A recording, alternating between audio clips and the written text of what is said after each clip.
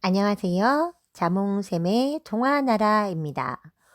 오늘 우리가 만나볼 책은 눈높이 창의 도서 변신 점퍼라는 이야기입니다. 글 마리 프랑스 에베르, 그림 한수진. 내가 가장 미워하는 적. 나 멜리멜로처럼 행복한 아이는 이 세상에 없을 것이다. 언제나 나를 이해해주는 엄마. 아무리 속상한 일이 있어도 엄마한테 안겨서 한바탕 울고 나면 기분이 확 풀린다. 무엇이든지 재미있는 농담으로 바꿀 줄 아는 아빠. 아빠와 함께 있으면 언제나 웃음꽃이 핀다. 우리 아빠는 정말 최고다. 6살짜리 남동생 미미. 미미는 2분 이상을 한자리에 있는 법이 없다. 그야말로 바람같이 온 집안을 휘젓고 다니면서 이 사람 저 사람에게 뽀뽀를 쪽쪽 해댄다. 언제나 포근하고 사랑이 가득한 우리 집. 그리고 무엇보다 나를 행복하게 하는 것은 알록달록한 내 점퍼다. 이 점퍼를 입으면 광대처럼 보여서 너무 좋다. 어쨌거나 오늘은 계약하는 날이다. 나는 프리스비 선생님 반이다. 선생님은 아이들을 편애하지 않는다. 나만 빼고. 그래서 나는 선생님이 좋다. 우리 반 아이들 가운데 적어도 2명은 나랑 가장 친한 친구가 되려고 애쓴다. 한 명은 릴리인데 내가 웃기는 이야기를 잘하기 때문일 것이다. 또 한 명은 키꺽다리 지다. 지는 아마도 내가 유별난 옷차림을 하고 다니는 게 좋아 보여서 그럴 것이다. 내 자리는 창가에서 가깝다. 자리에 앉으면 햇살이 따뜻하게 비쳤다. 갓 구워낸 작은 빵처럼 내 마음도 부풀고 따뜻한 느낌이 들었다. 아, 인생은 즐거워. 누군가 교실 쪽으로 걸어오는 소리가 들렸다. 뜬금없이 내 작은 빵 속으로 누군가 발을 들이민 것 같은 이상한 생각이 들었다. 교실 문이 열리더니 처음 보는 여자애가 들어왔다. 얘들아, 안녕. 오늘 전학 온 치치공주야. 치치공주? 무슨 이름이 저래? 멜리멜로보다 더 심하네. 이제 곧 반 아이들이 저 애를 놀리겠지? 앞으로는 내 이름 가지고 놀리지 않겠군. 하지만 아무도 웃지 않았다. 마치 별나라 공주를 본 6살짜리 꼬마처럼 모두 눈만 크게 뜬 채 전학 온 애를 바라보고 있었다. 선생님까지도 놀란 표정을 짓고 있었다. 입을 크게 벌리고 웃고 있는 모습이라니. 어쨌거나 릴리와 지도 나와 같은 생각인지 알아보려고 그 애들을 바라보았다. 릴리는 아직 정신을 못 차린 듯 겨우 이렇게 말했다. 예쁘다. 나는 공주 같은 치치를 비웃는 말을 해서 릴리와 지를 웃겨보려고 했다. 예쁘다마다 조각 같네. 한번 웃기라도 하면 얼굴이 깨져버리겠는걸? 하지만 내 말이 하나도 우습지 않은 모양이었다. 지도 한마디 했다. 너 저의 머리카락 봤니? 나는 또다시 놀리는 말을 했다. 내가 보기에는 딱 인형 머리카락이야. 가발이라 잘 때는 벗어놓고 잘걸? 릴리와 지는 내가 없기라도 한 듯 무시하며 저희끼리 계속 이야기했다. 릴리야, 저의 점퍼 좀 봐. 시크 같아. 저렇게 멋진 점퍼는 처음 봐. 나는 내 점퍼가 훨씬 더 멋져 보였다. 어쨌거나 나는 그 애들과는 생각이 달랐다. 내 생각을 말하지 못할 까닭도 없었다. 유치하게 분홍색이 뭐니? 릴리와 지는 이제 나에게는 관심도 없었다. 오로지 유치한 꽃분홍색 점퍼를 입은 공주 같은 치치한테만 관심이 있었다. 선생님은 치치에게 내 옆자리에 앉으라고 했다. 아, 안 돼. 사그락 사그락. 그 애가 걸을 때마다 꽃분홍색 실크 점퍼 스치는 소리가 들렸다. 그 소리만 들어도 온몸에 털이 곤두서는 것 같았다. 더군다나 그 애한테 가려서 내 자리에 햇살이 들지 않았다. 나는 수업이 끝나자마자 운동장으로 달려나갔다. 공주 따위가 피구 같은 것을 잘할 리 없다고 생각하면서 보나마나 그 애는 머리카락이 헝클어지거나 점퍼가 더러워질까봐 바들바들 떨게 뻔했다. 그러다가 한쪽 구석에 혼자 서 있을 테지. 그런데 해도 너무했다. 그 애는 피구도 나만큼이나 잘했다. 우리는 마지막까지 살아남아서 승부를 겨루었다. 보통 때 같으면 내가 승리자일 테지만 오늘은 무승부였다. 두말할 것도 없이 반 아이들은 모두 그 애를 둘러싸고 몰려 있었다. 그 애가 아니라 오히려 내가 구석에 혼자 서 있었다. 반 아이들 모두 그 애와 친해지려고 난리였다. 특히 릴리와 지가 가장 심했다. 하지만 나는 그 애가 밉다. 내가 가장 미워하는 적이란 말이다. 알겠냐고. 치치 공주가 되다.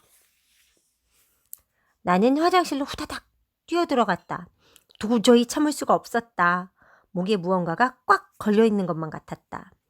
어쨌든 운동만큼은 내가 그동안 우리 반에서 최고였는데 어쩌자고 꽤나 잘난 척하는 저런 애가 나타나서 내 인생까지 망치려 든단 말인가. 이건 말도 안 돼.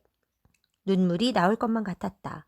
그때 등 뒤에서 사그락 사그락 소리가 들리더니 내가 가장 미워하는 적이 화장실로 들어왔다. 나는 아무 일도 없었다는 듯이 손을 씻었다. 사그락 사그락 사그락. 거울로 슬쩍 보니 치치가 꽃분홍색 실크 점퍼를 벗고 있었다. 아, 듣기 싫어. 그러더니 점퍼를 마치 해진 걸레라도 되는 듯이 의자 위에 휙 던져 놓았다. 자기가 뭐든 최고라는 것을 뽐내고 나를 맘껏 비웃으려고 저러는 거겠지. 흥, 그러거나 말거나. 치치는 손을 씻으러 내 옆으로 왔다. 뭐야, 운동하고 온 애 맞아? 치치의 손은 더럽지도 않았다. 그럼 내 모습은? 거울에 비친 내 모습은 토마토처럼 얼굴이 벌겠다. 놀고 난 뒤에는 늘 그렇다. 온몸이 땀으로 뒤범벅이고 곤두선 머리카락은 꼭 물에 빠진 고양이 꼴이었다. 하지만 치치는 달랐다. 보송보송한 얼굴에 머리카락도 헝클어지지 않았다. 왠지 모르지만 마구 핥혀주고 싶었다. 흠 잡을 데 없는 여자애만 보면 신경이 곤두서는 것을 나도 어쩔 수가 없다. 게다가 치치는 공부도 반에서 1등일 것 같았다.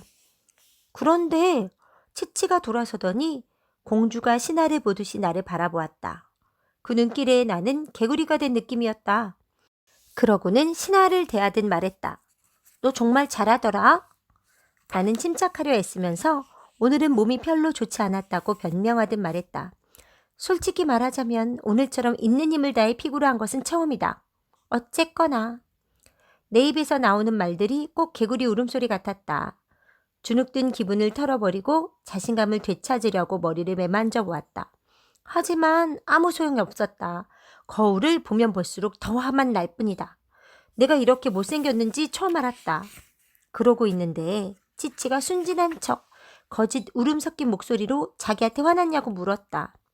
만일 그때 참지 않았다면 이 세상에서 너를 가장 미워한다고 말했을지도 모른다.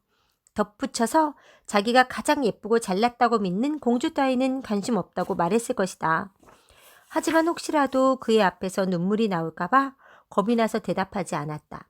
대신에 내가 자기를 얼마나 싫어하는지 눈치채도록 일부러 등을 보이며 돌아섰다. 치치는 황당하다는 표정으로 서 있었다. 내까지 것? 그래도 싸다. 잠시 뒤에 그는 화장실에서 나갔다. 치치가 나가자마자 울음이 터져 나왔다. 솔직히 치치는 그동안 내가 만난 애들 중에서 가장 예쁘고 특별했다. 그래서 나는 질투심에 불탔고 치치 옆에 있으면 내가 꼭 개구리 같았다. 그 애처럼 될 수만 있다면 무엇이든 할 수 있을 것 같았다. 특히 내가 이렇게 못생겼다는 것에 대해 갑자기 화가 치밀었다. 정말 불공평하다. 왜 그 애이고 나는 아니란 말인가. 눈을 감았다. 마치 눈을 뜨면 다시 내가 치치로 바뀌어 있기라도 할 것처럼. 하지만 눈을 뜨자 거울 속에는 여전히 동네에서 가장 평범한 아이가 서 있었다. 바로 나, 멜리멜로 말이다. 이런 생각을 하다가 치치가 의자에 벗어놓고 간 꽃분홍색 점퍼를 보았다. 처음에는 치치에게 점퍼를 돌려주려고 했다. 하지만 왠지 망설였다. 나는 점퍼가 있는 의자에 앉았다. 점퍼에서 눈을 뗄 수가 없었다. 꿈에서나 가질 수 있는 멋진 점퍼였다. 감히 만지지도 못했다. 치치가 자기 점퍼를 찾으러 오지 않을까 기다리고 기다렸다. 결국 유혹에 넘어가고 말았다. 나는 알록달록한 내 점퍼를 벗고 치치의 꽃분홍색 점퍼를 입었다. 그냥 어떤가 보려고 입었을 뿐인데. 점퍼를 입자마자 회오리 바람 속으로 빨려드는 느낌이 들었다. 머리가 빙빙 돌았고 마룻바닥이 움직이는 것 같았다. 정신이 들고 나서 거울을 보았다. 그런데 거울 속에는 평범한 아이 멜리가 아닌 치치 공주가 있었다. 믿어지지가 않아서 눈을 감았다가 뜨고 다시 감았다가 뜨고 했다. 그럴 때마다 거울 속에는 예쁜 치치의 모습이 비쳤다. 나를 찾아 화장실 여기저기를 둘러보았다. 하지만 어디에서도 나를 찾을 수가 없었다. 급히 치치의 점퍼를 벗자 거울 속에 참을 수 없을 만큼 평범한 내 모습이 나타났다. 곧바로 점퍼를 다시 입었다. 한 번 더 회오리 바람에 휩싸이더니 다시 치치의 모습이 나타났다. 말도 안 돼. 점퍼만 걸치면 다른 사람이 된다는 것은 정말 말이 안 된다. 그럼 지금 나한테 일어난 일은 도대체 무엇란 말인가? 머리가 이상해졌나? 열이 있어서 그런가? 아니면 헛개비를 본 걸까? 내가 지금 미쳐가고 있는 걸까? 점퍼를 벗고 어서 양호실로 가야지 하는데 릴리가 화장실로 들어왔다. 치치야, 너희 아빠가 학교 앞에서 기다리셔. 너희 차 굉장히 멋지더라. 나는 치치가 아니라고 털어놓고 싶었다. 하지만 어떻게 해야 한다? 사실 정말로 털어놓고 싶은 건지 내 마음을 몰랐다. 머릿속이 뒤죽박죽이었다. 그때 릴리가 말했다. 멜리가 점퍼를 두고 갔네? 찾으러 오겠지 뭐. 치치야 뭐해? 정말 어쩔 도리가 없었다. 나는 내 점퍼를 의자 위에 두고 치치가 되어 화장실을 나왔다. 꿈에 그리던 삶. 와 세상에! 치치네 자동차는 거의 학교만큼이나 길었다. 이 차와 비교하면 우리 차는 겨우 바퀴만 달린 물건일 뿐이다. 아이들이 자동차를 보려고 모여 있었다. 내가 가까이 가자 아이들은 내가 지나갈 수 있게 비켜주었다. 인기 배우처럼 손을 흔들어주고 싶었지만 참았다. 자동차에 탔다. 치치 아빠는 내가 자기 딸처럼 보이지만 사실은 아니란 것을 금방 알아차릴 거라고 생각했다. 어라? 그런데 그게 아니다. 치치 아빠는 아무런 의심 없이 나를 딸이라고 믿었다. 어쨌거나 치치 아빠는 왕같이 낮고 멋진 목소리로 말했다. 안녕 우리 귀염둥이. 우리 귀염둥이라니. 우리 집에서는 우리 암탉, 우리 천사, 우리 꼬맹이 같이 온갖 우스꽝스러운 별명으로 나를 부른다. 어쨌거나. 자동차 안은 온통 벨벳으로 되어 있고 감미롭고 아름다운 음악이 흘렀다. 우리 자동차에서는 깡통 두드리는 것 같은 시끄러운 소리만 나오는데 자리에 앉자 벨벳으로 되어 있는 의자가 푹신푹신하게 들어갔다. 이거야말로 진짜 소파다.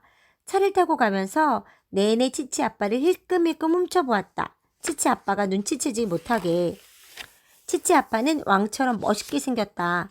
귀한 사람들이 그렇듯이 고귀하고 신비하며 약간 슬픈 분위기를 풍겼다. 나는 치치네 집이나 한번 구경해야지 하고 생각했다. 점퍼만 벗으면 모든 것이 원래대로 돌아갈 테니까. 와, 굉장하다. 치치네 집을 보자 나도 모르게 탄성이 나왔다. 어마어마하게 크고 하얀 집. 이런 게 진짜 성이란 거다. 밤에는 불빛이 눈부시게 빛나겠지? 이 집에 비하면 우리 집은 비둘기똥 참새똥으로 지저분한 골목의 판잣집 같다. 집안은 훨씬 더 으리으리했다. 다이아몬드처럼 빛나는 샹들리에와 거울, 카펫은 두꺼워서 구름 위를 걷는 듯했다. 앞치마를 두른 중년 부인이 다가왔다. 치치 엄마는 아닌 것 같았다. 틀림없이 가정부일 것이다.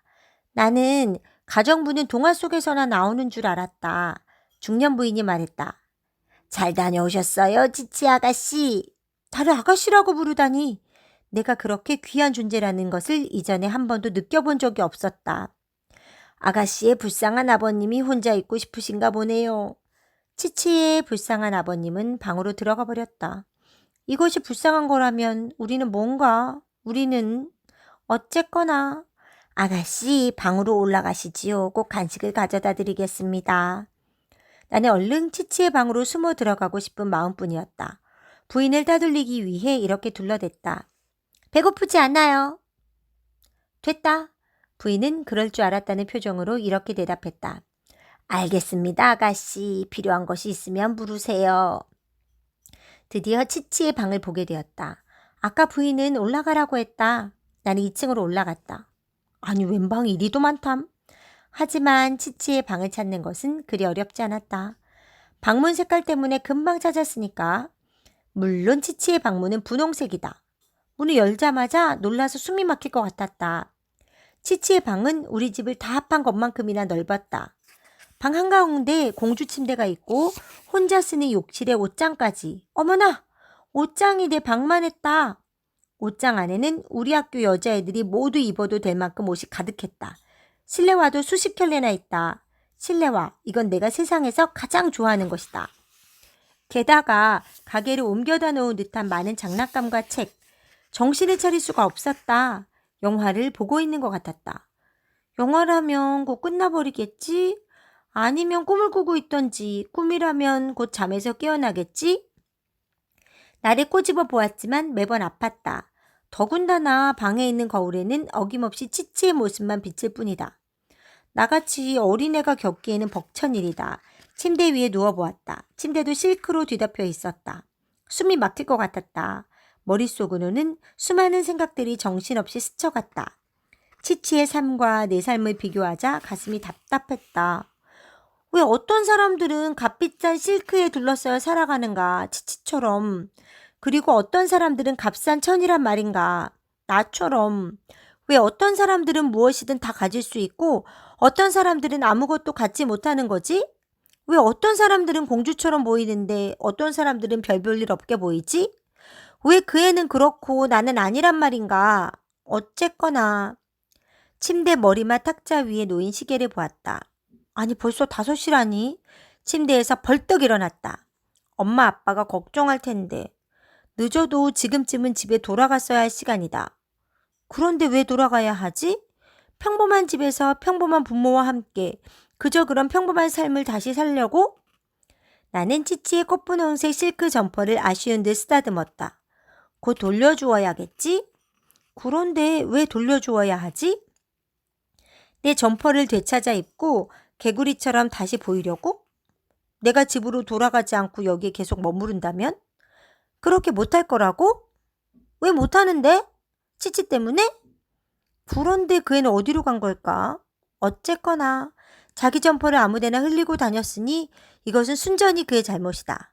내 진짜 엄마 아빠와 내 동생 미미는 가족을 생각할 만큼 시간이 많지 않을 것 같다. 왜냐하면 꿈에도 그리던 내 새 삶을 즐기느라 너무 바쁠 테니까. 내 처지가 되면 다른 사람은 어떻게 할까? 나는 아무래도 이 좋은 것들을 뿌리칠 줄 아는 사람은 아닌 것 같다. 남들이 어떻게 하든지 나로서는 지금의 삶을 뿌리칠 수가 없다. 어쩔 수 없는 일이다. 그래서 남기로 했다. 가난하고 평범한 것보다 잘 살고 멋진 것이 더 좋기 때문에. 1부 이야기는 여기까지입니다.